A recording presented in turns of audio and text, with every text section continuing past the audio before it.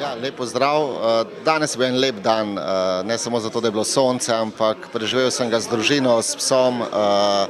Popoldne sva šla s Tomom tudi malo spat, zato da bo lažje dočakal volilni rezultat. In kolikor so mi kolegice in kolegi povedali, nam kaže kar dobro. Izgleda, da bo drugi krog, ampak še vedno smo optimisti, da bi mogoče to stvar rešili že v prvem krogu. Najlepša hvala. Hvala tudi vam.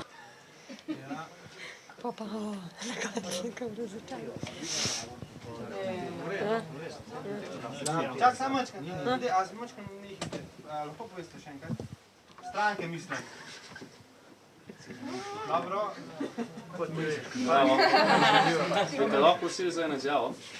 Ne bom Zdaj smo rekli, da izjav še ne daje.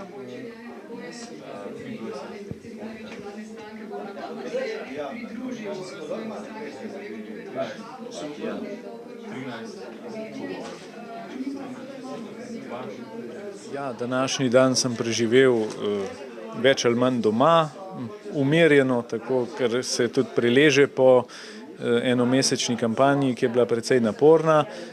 Potem pa, zdajle so pa občutki še taki mešani, zdaj še niso uradni rezultati, še bolj malo jih je, tako da bomo videli, kaj bo.